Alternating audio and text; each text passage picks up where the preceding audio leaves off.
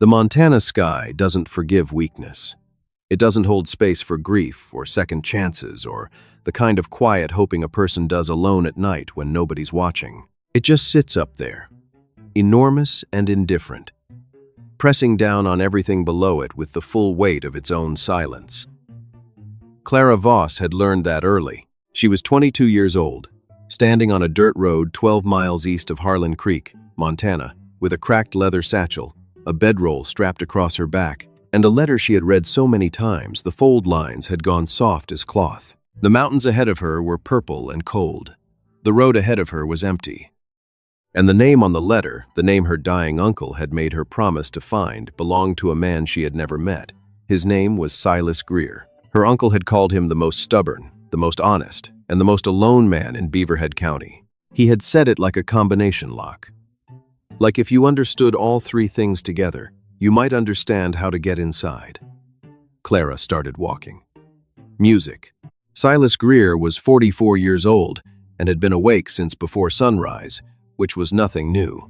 Sleep, for him, had become a practical matter rather than a restful one. He took it when his body insisted and gave it up without argument when it didn't.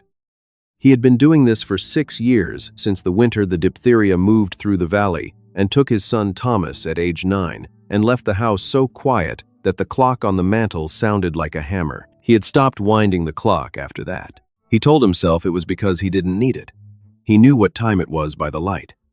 That was not the reason. He was mending a split rail along the north fence when he heard footsteps on the road. Not hooves. Footsteps. Slow and deliberate. The walk of someone who had been walking for a long time and had learned not to waste energy on hope. He didn't look up immediately. People didn't come out this far without a reason. And in his experience, the reasons always cost something. But the footsteps stopped at his gate, and then a voice, young, steady, with the particular flatness of someone who has rehearsed a sentence until the nerves wore off, it said, "Are you Silas Greer?" He looked up slowly. She was young, dark hair pulled back under a practical hat, brown eyes that were doing the careful work of reading him without appearing to. She was thin in the way people get thin when they've been traveling hard and eating whatever presented itself. Her boots were caked with red clay. She was carrying herself with a straightness that was clearly deliberate, the posture of someone who understood that how you hold yourself is the first thing people decide from. He came to the fence. He did not open it. "Depends," he said, "on who's asking." "My name is Clara Voss," she said. "My uncle was Edmund Hale. He told me, before he died, that you would know that name." Silas went very still. Edmund Hale. He hadn't heard that name spoken aloud in 11 years. Edmund Hale, who had ridden with him through 2 brutal winters driving cattle up through the passes, who had pulled him out of the Beaverhead River when a crossing went wrong, who had a laugh that started somewhere down in his chest and took its time getting out. Edmund Hale, who had sent 1 letter 2 years ago with no return address and the single line, "Still alive. Hope you are too." "Edmund's dead," Silas said. It wasn't a question. "4 months ago," Clara said. "Fever. It was fast."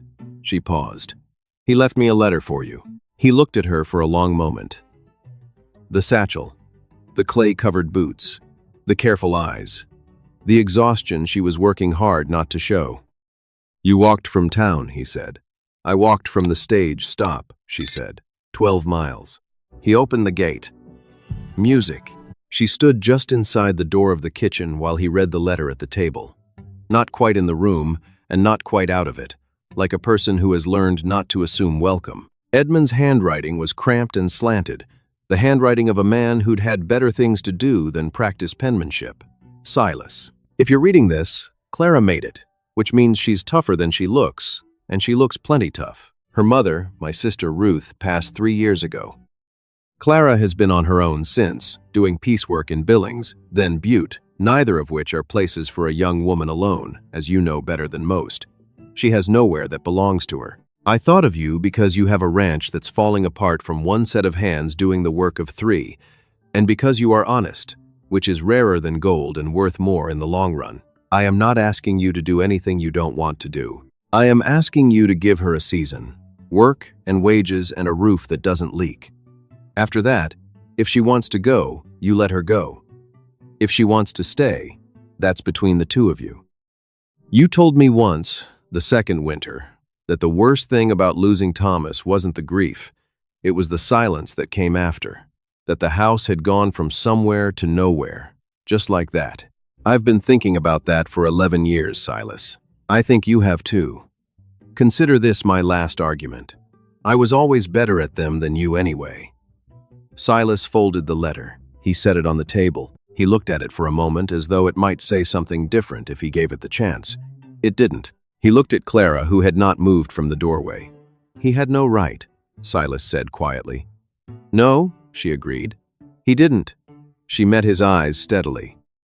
I want you to know I understand if the answer is no. I'm not asking for charity. I'm asking for wages and work, and somewhere to sleep that isn't a stage-stop floor. If you don't have that to offer, I'll find somewhere else. She said it without bitterness. She said it the way someone says a thing they've had to make peace with long before they said it out loud. Silas looked at the letter one more time. Outside, the wind pushed through the long grass along the fence line with a low, patient sound. Before I go any further, I want to stop and ask you something. Where in the world are you listening from right now? Drop your city or your country in the comments below. It matters more than you know to hear where this voice is reaching. Now, let's go back to that kitchen, because what happens next is the part that stays with you. Music. He showed her to the back room, small, with a cot and a window that faced east. Supper's at sundown, he said from the doorway. He started to leave, then stopped. One thing, he didn't turn around. I don't talk about Thomas. Not to anyone. Not ever. I just need you to know that going in. He went outside. Clara looked at the empty room. The cot. The east-facing window. The bare wooden floor. She set her satchel down and sat on the edge of the cot and looked at her hands for a moment, and whatever she felt it alone and quietly. And then she stood up and went to find the wood pile, because the stove in the kitchen was cold and supper wasn't going to make itself. Music. The first 2 weeks were built out of work and silence and small practical things. Clara was up before him every morning. He noticed this the third day and said nothing. She learned the wood stove's temperament the way it needed coaxing on cold mornings, the specific angle of the damper that kept it from smoking. She fixed it. She found the weak post in the south fence, the one he'd been patching and repatching for 2 seasons, and replaced it clean with timber she split herself from the woodpile behind the barn. She cooked in the evenings simple, solid food, nothing elaborate, but always enough, which had not always been the case in this kitchen. Silas watched her the way you watch weather rolling in over the mountains, carefully, from a distance, waiting to understand what kind of storm it would be. She wasn't a storm. She was what comes after one. That particular stillness. The kind where the air is different and the ground is soaked through and things that were dead are already, quietly, thinking about growing. They didn't speak much. He asked about the work. She answered with facts. She asked about the land. He answered with facts. They built a kind of functional peace out of the exchange of information, and neither of them reached past it. On the 16th day, one of the mares got her foreleg tangled in a section of old wire along the creek bed. Silas was on the far end of the property when it happened. Clara found the horse first. She didn't panic. She spoke to the mare low and steady, the way you speak to a frightened animal when you need it to hold still, and she worked the wire free with her bare hands. She had no gloves, and by the time Silas came at a run across the field, the mare was standing calm, and Clara was crouched in the grass, pressing her bleeding palms together without expression. You should have waited, he said, crouching beside her. She could have kicked you. She didn't, Clara said. She could have. Most things that could happen don't, she said. You can't live in the ones that could. He looked at her hands. The cuts were shallow but numerous. He took a bandana from his pocket without asking and wrapped them. She let him. Neither of them spoke. When he was done, he didn't move immediately, and she didn't pull away immediately, and the pause between the action ending and the two of them standing up again was long enough that both of them noticed it. That night at supper, neither mentioned the mare or the wire or the hands, but the silence had changed its shape. and both of them knew it. Music. It started on a night in the 5th week, when the temperature dropped hard and fast, and Clara built the fire in the outdoor ring east of the house because the kitchen was too warm for the kind of quiet she needed. She had been sitting with it for an hour when she heard his boots on the porch. She didn't tell him to go back inside. He didn't ask permission. He came and sat on the far side of the fire with his coffee and looked at the mountains the way a man looks at something he's given up trying to understand. After a while, she said, he used to say fires were the only honest light, that lamplight was too yellow and starlight was too far away, and fires told the truth about whatever was sitting near them. Edmund, Silas said. Yes. Silas looked at the fire. He had sat beside 1,000 of them without feeling anything in particular.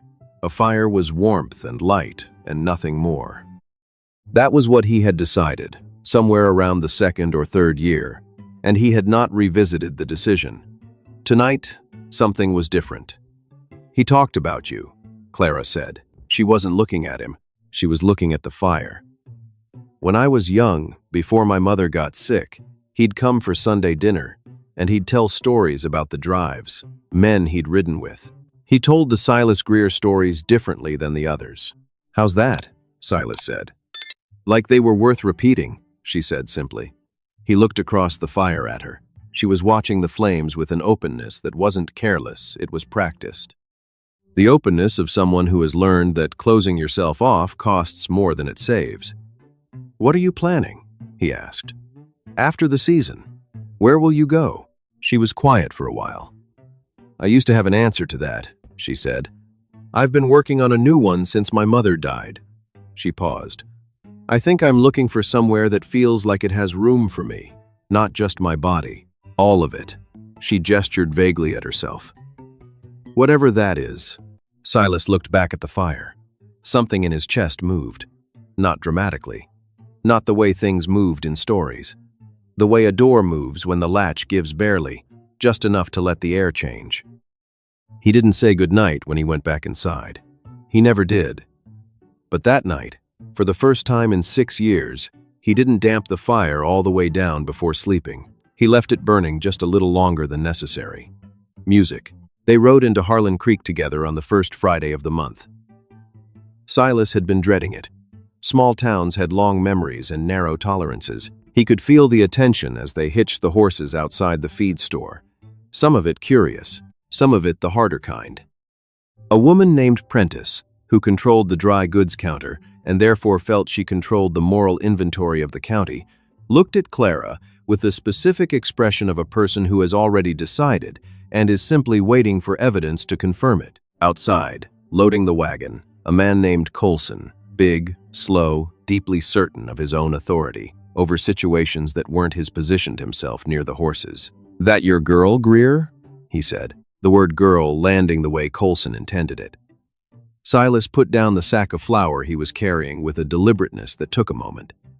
He turned to face Colson with the kind of calm that has nothing peaceful in it. That, he said, is the best ranch hand in Beaverhead County, and you're going to step back from my horses. Colson looked at him. He was the kind of man who measured situations and retreated when the measurement went against him. He stepped back. They loaded the rest in silence. On the road home, the quiet was different from any quiet that had come before it.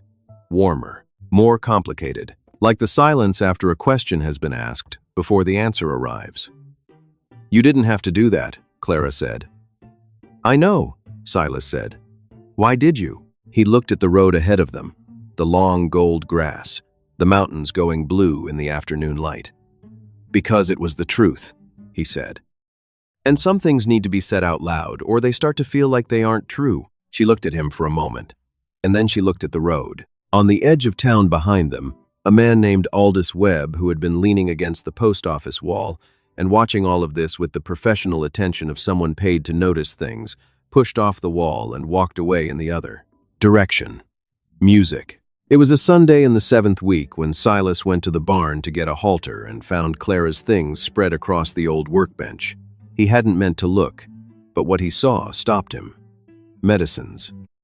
Bottles and pouches and folded paper packets arranged with a precision that was clearly habitual. Dried herbs in cloth sachets, labeled in small, careful handwriting.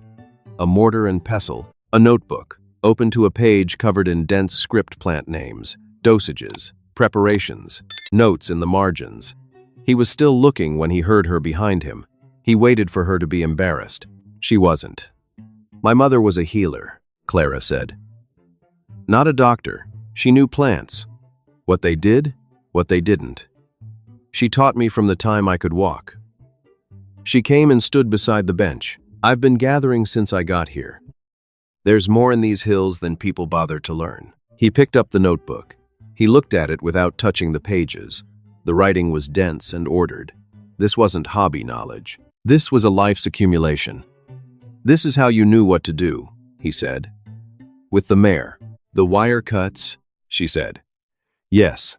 I made a poultice, kept infection out." She paused. "I did the same for your fence posts. There's a beetle getting into the wood along the north line. I treated the timber when I replaced the post." He set the notebook down carefully. He looked at her. "Why didn't you tell me?" he said. She met his eyes. "Because you needed to see that I was useful for the ordinary things first," she said. "Before I showed you the rest of it. People trust ordinary first." He looked at her for a long time.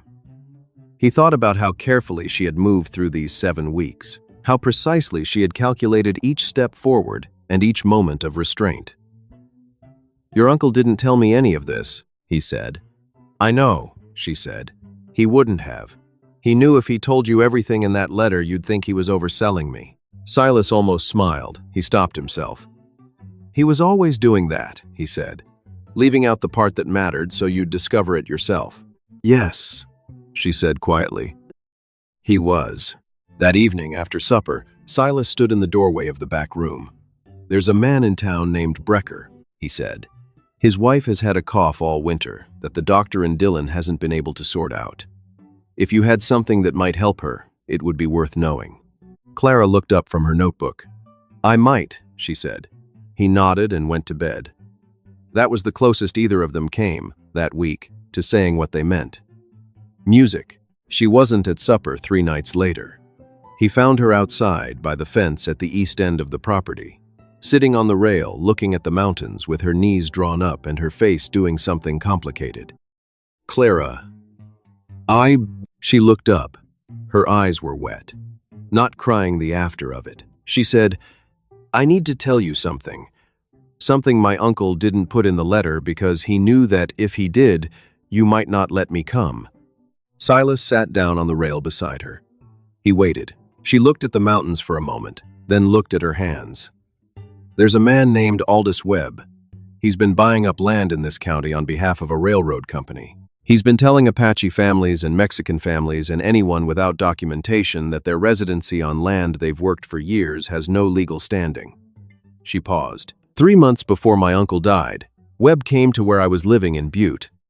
He said that, as an unmarried woman with no property and no male relative, I had no basis for any future land claim. He said that the only legal protection available to someone in my situation, in this territory, was formal employment on an established, documented ranch. She stopped. "Or marriage." "And Edmund knew this," Silas said. "It wasn't a question."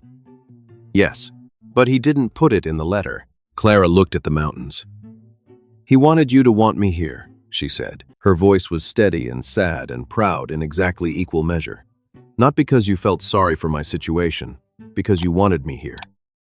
He said that anything that started from obligation wouldn't be worth having and wouldn't last. Something in the story that I keep coming back to, and I can't let it go, is that a dying man made a calculation. He could have made your life easier by putting everything in that letter. He chose not to, because he trusted that the wanting would happen on its own if you just gave it room. That kind of faith, in someone you knew 12 years ago, from a man using his last months on earth. I don't have a word for that. I'm not sure one exists. Silas sat with that for a long time. He looked at the drawing she had shown him earlier that week. He'd been carrying it in his vest pocket without consciously deciding to the one she had pressed on him one afternoon, without ceremony. A pencil sketch of the ranch from the ridge above. Every line true, the way the roof caught the morning light. the way the fence curved with the land's natural dip. She had drawn it the way she drew everything, he realized. Not the way it appeared, but the way it actually was. He stood up. "Come inside," he said. "It's getting cold." He didn't say anything else that night. But he lay awake until past 3 in the morning, and what he was doing, in the dark, was something he hadn't done in 6 years. He was making room. Music. He rode to Harlan Creek alone the next afternoon. He went to the county land office and asked the clerk, a young man named Purvis, who was clearly surprised to see him, about Webb's activities in the county and what standing an unmarried woman with no property had under current territorial law. Purvis confirmed what Clara had said. Then he added, quietly, that the clock on Webb's filing was not long. End of the season was the operative date in these situations. After that, Webb could move on anyone without documentation, and the county would be unlikely to interfere. "What kind of documentation changes that?" Silas said. Purvis looked at him. "A formal employment contract, countersigned by the county with housing confirmed." He paused. "Or a marriage record." Silas said nothing. He rode home slowly. The way you ride when you're letting your horse think for you because your own thinking has gotten complicated. By the time he could see the roof of the barn over the rise, he knew what he was going to say. Not because of Webb. Not because of what Edmund had asked. Not even because of the letter, which had started all of this, but had long since stopped being the point. He knew what he was going to say because he had spent 6 years being a man who had stopped wanting things, and he was done with it. Quietly, terrifyingly, irrevocably done with it. Music. He found her at the south fence. The last of the afternoon was going amber over the mountains. She turned when she heard him coming and looked at him the way she always looked at him, directly, without performance, the way you look at something you're genuinely trying to understand. "Clara," he said. She waited. "I don't want you to go." He said it without rehearsal, which was the only way he could have said it. Not at the end of the season, not for Webb's deadline, not for any of it. He looked at his hands, then back at her. "I want you to know that I know what I'm saying. I'm not a man who says things he doesn't mean." She was quiet for a while. The wind moved through the grass. A hawk was making long, slow circles over the ridge. "I told myself," she said carefully, "when I came here that I wasn't going to let this become something it wasn't supposed to be. I came for work and a roof and 1 season." "I know," he said. "I'm not an easy woman," she said. "I have opinions about most things, and I've been told more than once they're inconvenient opinions." "I've noticed," he said. She looked at him. Something moved in her face.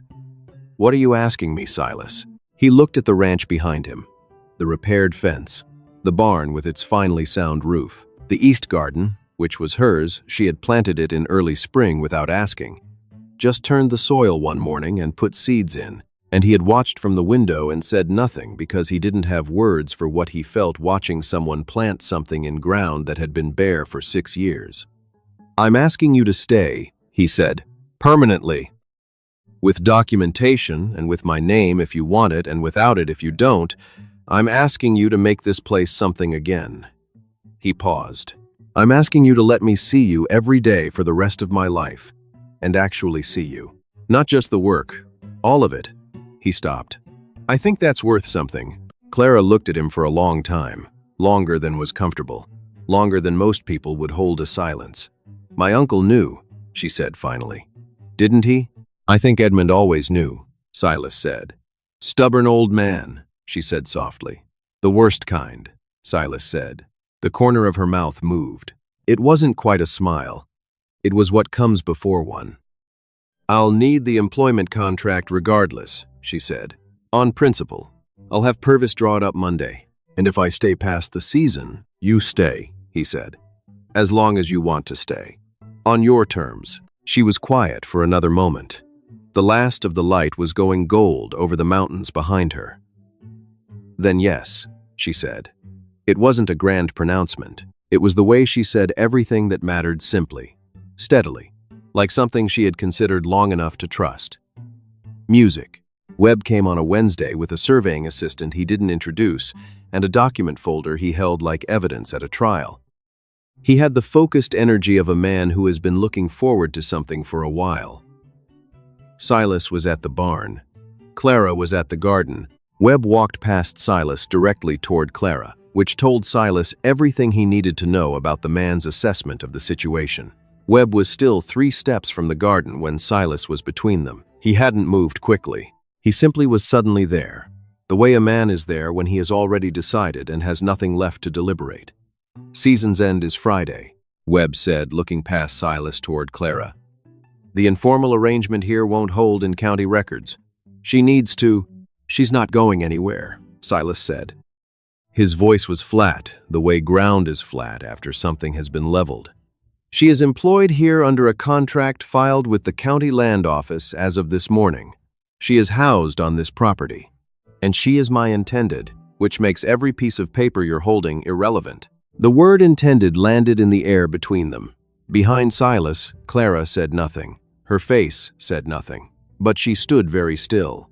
Webb looked at Silas. He looked at the barn. He looked at the garden and the repaired fence and the sound roof and the east plot with its careful rows. He was the kind of man who understood when the ground had shifted and had the self-preserving sense to adjust his footing. "I'll need to verify the filing," he said. "Purvis has it," Silas said. "You know where the land office is." Webb left. His assistant went with him. Silas turned around. Clara was looking at him with an expression he couldn't fully read. It had something of amusement in it, and something that was not amusement at all. "You could have asked me first," she said. "I know," he said. "I should have." "Yes," she said. "You should have." A pause, long enough to make him uncertain. Then, very quietly, "Ask me now," he asked her. Not on one knee, that wasn't either of their styles. Standing at the edge of the garden she had planted in ground that had been bare for 6 years, with the mountains going long and purple in the late afternoon light. "I'm a quiet man," he said. "I'm set in my ways, and I've spent 6 years making a life out of getting through rather than living in. I can't promise you easy. I can promise you honest, and I can promise you that I will see you, actually see you, every day, for the rest of whatever time we have. I think that's the thing that matters most. In the end, being seen by somebody who means it." She looked at him in that direct, unhurried way of hers, finding the true line beneath the surface. Reading what was actually there rather than what she might have wanted. "My uncle was right about you," she said softly. "He was generous. He was accurate," she said. And then, yes, music. They were married in Harlan Creek 6 weeks later. Small, practical. The clerk named Purvis and a neighbor woman named Ida Brecker as witnesses Ida, whose winter cough had cleared up entirely in the 3 weeks after Clara gave her a preparation of thyme and wild bergamot, and who had been quietly telling anyone who would listen that Clara Voss was the finest thing to happen to this county in a decade. Small towns, remember. The ranch changed after that. Not dramatically, not all at once. But the change was real, and it moved through every part of the place, like water moving through soil. The east garden grew past what either of them expected. The barn finally stopped listing to one side. The shelves in the back room filled with Clara's bottles and packets and her mother's knowledge written down in her small, careful hand. And the neighbors started finding reasons to ride out to the Greer place, and Silas found he didn't mind. The silence that had lived in every room, the specific silence that follows a clock that stopped being wound, was replaced slowly, beautifully, by the sounds of 2 people building something together. Her voice in the mornings. His boots on the porch at sundown. The ordinary, irreplaceable sounds of a house that had become a home again. In the spring, she found him at the fence and told him simply, the way she said everything that mattered. He stood very still. The morning light was coming clean and cold over the mountains. A hawk turned overhead in a long, slow arc. The new grass along the fence line was the particular green of things that have just decided to live. He set down what he was holding. He crossed the distance between them and held her the way a man holds something he was afraid, for a very long time, he would never have. Not with words, not with drama. Just held her, steady and sure, the way the mountains hold the light at the end of the day, because that is the only thing they know how to do, and they have never once stopped doing it. The ranch sat quiet around them in the early morning. The clock on the mantel, Clara had started winding it in February, gently, without making an occasion of it, ticked steadily in the kitchen behind them. And in the long golden distance, in the place where a good man's love outlasts his body, Edmund Hale smiled the slow, satisfied smile of someone who knew, from the very beginning, exactly how this was going to go. I've told a lot of stories about this frontier. Men with nothing left. Women making something out of less than that. But this one is the kind that stays with me. Because the hardest thing any of us will ever do, harder than any crossing, any loss, any winter, is to open a door we locked for good reason and say, maybe I'm not finished yet. Clara Voss did that. Silas Greer did that. And somewhere out there, in whatever is beyond the last ridge, Edmund Hale was already saying, I told you so. Thank you for riding with me today. Wherever you are in this world, I'm grateful you were here. Until next time, keep going. Music. Sometimes the door we locked the hardest is the one we most need to open again. Silas didn't need a grand reason or a perfect moment. He just needed one ordinary person to show up and pay attention to the same world he'd stopped seeing. If you've been quietly waiting to want something again, maybe that's all you need too. The wanting is still in there. It never really left. A small note for you, this story was created and fictionalized by AI, crafted to bring you a moment of warmth and entertainment, while carrying a little something real worth holding on to.